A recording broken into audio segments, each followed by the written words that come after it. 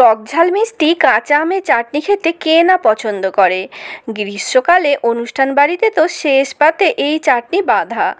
আর আমরাও কিন্তু সারা বছর অপেক্ষা করে থাকি কখন গ্রীষ্মকাল আসবে, তবে আমরা এই কাঁচা আমের চাটনির স্বাদ নিতে পারবো। যদিও এখন বড় বড় বাজারগুলোতে সারা বছরই কাঁচা আম পাওয়া যায়, কিন্তু সময়ের জিনিসের টেস্টই আলাদা। হ্যালো ভিউয়ার্স, আমি সুচেতা। আমার কুকিং শোতে তোমাদের সবাইকে স্বাগত।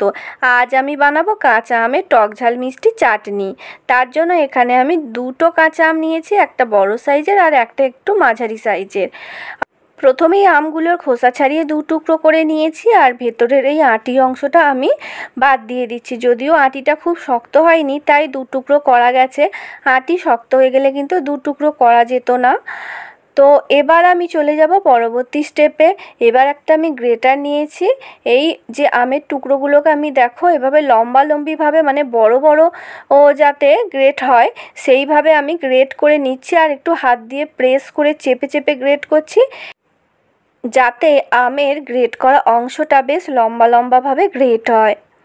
ঘুরিয়ে ঘুরিয়ে আমি এইভাবে লম্বিভাবে একটু প্রেস করে করে গ্রেট করে নিচ্ছি। তোমাদের কাছে যদি একটু বড় সাইজের গ্রেটার থাকে সেটা দিয়ে করতে পারো, তাহলে কিন্তু খুব তাড়াতাড়ি কাজটা হয়ে যাবে। দেখো আমগুলো গ্রেট করে নেওয়া হয়ে গেছে, আর আমগুলো ঠিক এরকম হয়েছে। আম থেকে কিছুটা রসও বেরিয়েছে। যেহেতু আমটা খুব বেশি টক, তাই আমি এইভাবে একটু ঠান্ডা জলের মধ্যে নিয়ে আমটাকে ধুয়ে নেব। তাতে কিন্তু আমের টক ভাবটা পুরোপুরি কেটে যাবে না, কিছুটা পরিমাণে আমের টক ভাব কেটে যাবে। এবার ভালো করে ধুয়ে আমি আমটাকে একটা স্ট্রেনার মধ্যে নিয়ে ছেঁকে জলটা ভালো করে ঝরিয়ে নেব। দেখো জলটা কিন্তু খুব সুন্দরভাবে ঝরে গেছে। আমি একটা ফ্রাইং প্যান নিয়ে নিয়েছি। ফ্রাইং প্যানে দিয়ে দিচ্ছি 1 বাটি চিনি আর 1.5 বাটি ঠান্ডা জল। এবার চিনিটাকে আমি গলতে দেব, গলে একটা সুগার সিরাপ তৈরি করে নেব।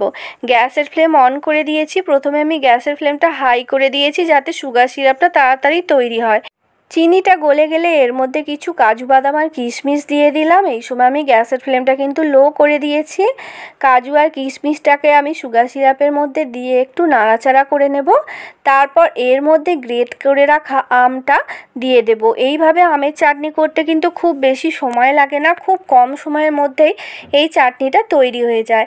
এবার আমটাকে আমি একটা খুন্তির সাহায্যে সুগার সিরাপের সঙ্গে ভালো করে মিশিয়ে নেব।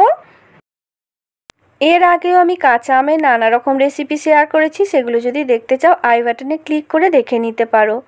এবার এর মধ্যে আমি দিয়ে দেব বিট লবণ, ওই হাফ টিস্পুনের একটু বেশি, আর একদম সামান্য সাদা লবণ দিয়ে দিচ্ছি। বিট লবণটা দিলে কিন্তু চাটনির টেস্টটা বেশি ভালো আসবে।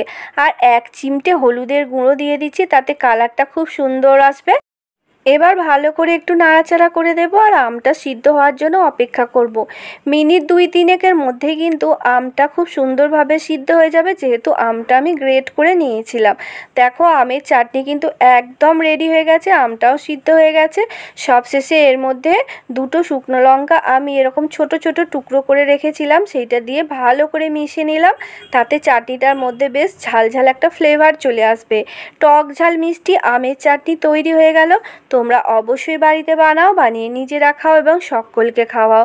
কেমন লাগলো তোমাদের মতামত কিন্তু কমেন্ট করে জানাতে ভুলবে না। তাহলে আজ এই পর্যন্তই রইল। নমস্কার।